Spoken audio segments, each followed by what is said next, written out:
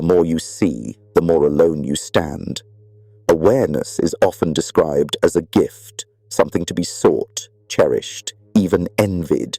But deep awareness is not the kind of gift that makes you feel rich. It's the kind that makes you feel isolated. When you begin to see beneath the surface, you also begin to see what others refuse to notice. The small hypocrisies, the quiet lies, the smiles that don't reach the eyes. And as you see more, you find yourself standing apart, not because you want to, but because you can no longer pretend. You start noticing the emptiness in conversations, the shallowness of societal rituals, the hunger for distraction that masks deeper pain. Where others see comfort, you see denial. Where others find safety, you sense stagnation. And this vision, this deeper seeing, creates a strange kind of loneliness. A loneliness not of being physically alone, but of feeling unseen in a world where most people are looking away. It's a loneliness that whispers, is it better to see and stand apart, or to stay blind and belong? And maybe, just maybe, this burden didn't begin here, but somewhere much earlier, carved in moments too quiet to remember, too loud to forget. We learn to see when silence teaches us what noise tries to hide. Deep awareness rarely begins in adulthood. It is born in quiet moments of childhood, moments where you watched instead of spoke, listened instead of acted. You sat in the corner, unseen but seeing everything, the raised voices behind closed doors, the forced smiles that didn't match the trembling hands, the small betrayals that adults thought you wouldn't notice. But you did notice, and in noticing, you began to awaken. It wasn't something you chose, it was something survival demanded. Because when you are small, powerless, you learn quickly that seeing is safer than not seeing. You learn that understanding the unspoken keeps you from stepping on emotional landmines. You became a master of reading the room, a silent observer of patterns, tensions, dangers, and the world praised you for being mature, wise beyond your years. But what they didn't see was that this wisdom cost you your innocence, that every insight was purchased with the currency of safety, with the price of never truly resting. And so you grew, carrying an awareness that felt less like a gift and more like armor, heavy but necessary. Yet with this armor came the weight of seeing too much, feeling too deep, a burden that would only grow as you moved beyond childhood. The gift of seeing too much is also the curse of feeling too much. When you carry deep awareness, you don't just see the world, you feel it. And that feeling is not selective. You don't get to choose only beauty or only joy. You feel the sorrow in the room that no one names. You feel the tension in a voice that says, I'm fine. You sense the hidden grief beneath laughter, the quiet panic behind confidence. And the more you see, the harder it becomes to rest. The harder it becomes to just be. Because every space holds a weight. Every interaction demands navigation. What others brush off as small, you carry as heavy. What others ignore, you can't unsee. And slowly, you begin to wonder, is this awareness a blessing or a trap? Is it helping you connect, or is it building invisible walls? You smile, but your mind is scanning. You listen, but your heart is bracing. You offer kindness, but you're guarding your core. And what started as survival slowly becomes isolation. Not because you want to be distant, but because the depth of feeling leaves you tired and the world rarely meets you there. In this exhaustion, a shift begins. You stop seeing just to understand and start seeing to judge. The line between seeing clearly and judging harshly is thinner than we like to admit.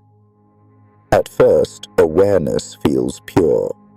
You believe you're simply observing, understanding, witnessing truth without distortion. But over time, as exhaustion sets in and empathy wears thin, awareness begins to harden. What you once saw with compassion, you now see with critique. The contradictions in others stop being sad. They start feeling offensive. The masks people wear no longer evoke your pity, they spark your contempt. You tell yourself it's clarity, that you're just calling things as they are. But somewhere along the way, your seeing stopped being an act of connection and became an act of separation. Because judgment offers a strange relief. It allows you to stand above the noise, untouchable, righteous. It protects your weary heart by creating distance. But this distance comes at a cost. You stop reaching out. You stop softening. You stop offering the very thing you once longed for, understanding. And so, awareness, meant to be a bridge, risks becoming a wall. A fortress of the mind that keeps out pain, but also keeps out love. Yet, beneath that wall, a quiet truth remains. Maybe strength lies not in judging more sharply, but in choosing to stay kind when it's hardest. True strength is not in seeing others' flaws, but in seeing them and staying soft. It takes no effort to judge. Judgment is easy, automatic, a reflex of the weary mind. But to choose compassion? That requires strength of a different kind. A strength that comes not from superiority, but from understanding your own wounds. When you see someone's mask now, what if you paused? What if, instead of judging the mask, you wondered about the wound beneath it? Because awareness without compassion is incomplete. It sees, but it does not heal. It notices, but it does not nurture. And in that gap, we risk becoming the very thing we once resented, cold, distant, untouchable. But compassion does not mean blindness. It does not mean excusing harm or ignoring truth. It means seeing fully and choosing connection anyway. It means remembering that every mask hides a hurt, that every defense hides a fear, that every harsh word is often a shield for a deeper pain. And in choosing compassion, we choose to turn awareness into a bridge again, a bridge back to humanity, to connection, to ourselves. But this choice is not easy. It asks you to lay down the armor, to risk being touched by the world again. And that, more than anything, is the beginning of true freedom. Awareness was never meant to separate you. It was meant to return you to yourself. We often think awareness is about seeing the world as it is, clear, unfiltered, raw. But true awareness does more than see. It invites, it connects, it softens. Because the real purpose of awareness is not to build walls of superiority or towers of judgment.